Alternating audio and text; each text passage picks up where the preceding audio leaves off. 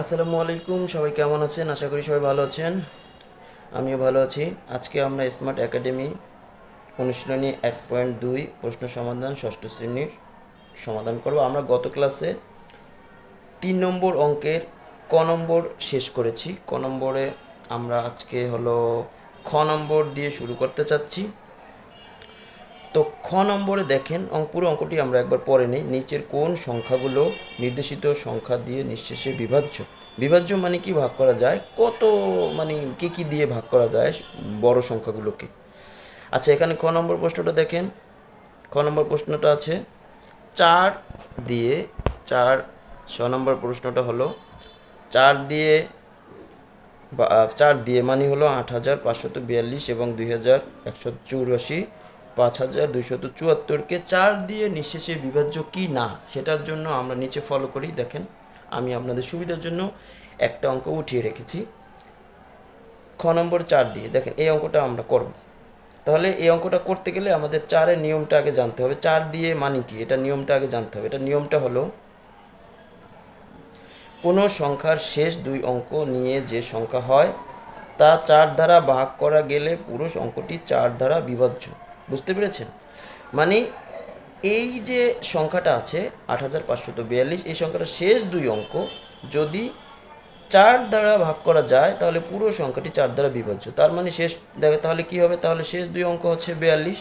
42কে 4 দ্বারা ভাগ করা যায় না, সুতরাং বা তাই পুরো সংখ্যাটি 4 দ্বারা বিভাজ্য নয়। এটাই উত্তর। জি, তাহলে আমরা দ্বিতীয় অঙ্কে চলে যাই। দ্বিতীয় অঙ্কটি আছে 2184। আমরা এই অঙ্কটা করব। দেখেন, এই অঙ্কটা সেম আগের মতোই সিস্টেম। এই অঙ্কটা কি আছে? 2184 আছে। তাহলে আমাদের নিয়মটা তো হলো এটাই, 4 দ্বারা, যেহেতু আমরা আর বারবার লিখবো না, একবার লিখে শেষ করব। কোনো সংখ্যার শেষ 2 অঙ্ক নিয়ে যে সংখ্যা হয় তা 4 দ্বারা ভাগ করা গেলে পুরো অঙ্কটি 4 দ্বারা বিভাজ্য। ঠিক আছে, তাহলে আবার সেম, বাড়তি লিখবো না, এবার পুরো সংক্ষেপে লিখে দেব 84, শেষ 2 অঙ্ক 84। শেষ 2 অঙ্ক যেহেতু 84 আছে, তাহলে 84কে আমরা ভাগ করব। 84 যেহেতু আছে, 84 দেখি 4 দ্বারা 84কে ভাগ করা যায় কিনা। আমরা এখানে একটা জায়গায় 84 লিখে নিলাম। দেখি প্রথমে কত দিয়ে যায়? 42 দিয়ে যায়। তারপরে আবার কত দিয়ে যায়? 21 দিয়ে যায়। এরপরে আবার কত দিয়ে যায়? 7 দিয়ে যায়, 3 দিয়ে যায়। 7 এবং 3 দিয়ে যায়।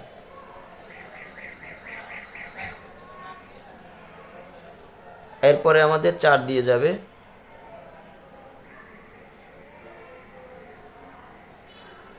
এখানে আমাদের 4 দিয়েও যায়। তাহলে আমরা পেয়ে গেলাম 84কে আমরা ছোট ছোট করে আমরা এগুলো পেলাম। তার মানে 4 যেহেতু আছে, 4, তার মানে সংখ্যাটি, তাহলে কি, যেহেতু 4 দিয়ে ভাগ করা গেছে তার মানে পুরো সংখ্যাটি 4 দ্বারা বিভাজ্য। ঠিক আছে, তাহলে কি হবে? যেহেতু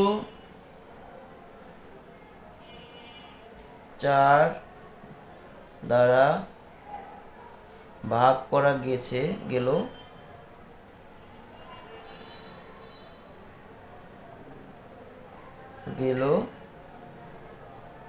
তাই পুরো সংখ্যাটি 4 দ্বারা বিভাজ্য। বুঝতে পেরেছেন? এরপরে আর সহজ কিছু আছে দুনিয়াতে? এরপরে আমরা পরের অঙ্কটায় যাব। এর পরের অঙ্কটি হলো এটা। এখন নিয়ম আগের মতোই, 4 দিয়ে। তাহলে ওই 4 দিয়ে যেহেতু আছে আমাদের খ নম্বরে 4 দিয়ে, তো আমরা সবগুলো 4 দিয়ে ট্রাই করব। 4 দিয়ে নিয়মটা কি? কোনো সংখ্যাকে যদি 4 দ্বারা মানে কোনো সংখ্যার শেষ যে 2 অঙ্ক, এই যে শেষ যে 2 অঙ্ক যদি 4 দ্বারা বিভাজ্য হয় তাহলে পুরো সংখ্যাটি 4 দ্বারা বিভাজ্য। এখন দেখব, তাহলে আমরা যেহেতু নিয়মটা জানি তাহলে লিখতে পারি। তাহলে শেষ 2 অঙ্ক হলো 7 এবং 4 74। তাহলে 74 যেহেতু আছে, দেখি 74কে 4 দ্বারা ভাগ করা যায় কি না। এখানে এক পাশে লিখে নেই 74 থেকে কাটি। 74কে যদি 2 দিয়ে কাটি, 74-এর ভিতরে 2 দিয়ে যদি দেই তাহলে 37 আসে। 37কে কি কোনো কাটাকাটি করা যায়? অবশ্যই যায় না।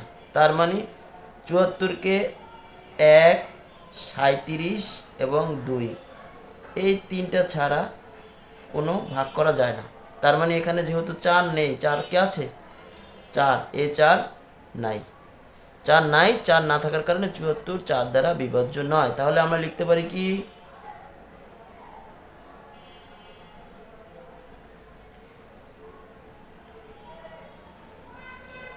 যেহেতু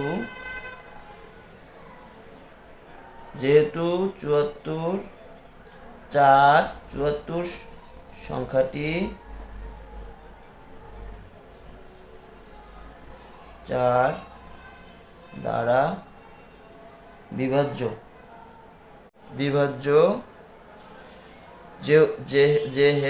যেহেতু 74 সংখ্যাটি 4 দ্বারা বিভাজ্য নয়,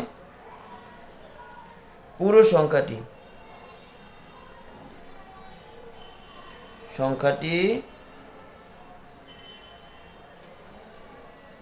4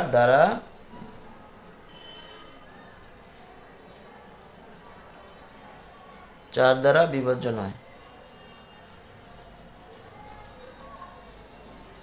এটাই উত্তর। বুঝতে পেরেছেন আপনারা? এটাই হলো আপনাদের উত্তর।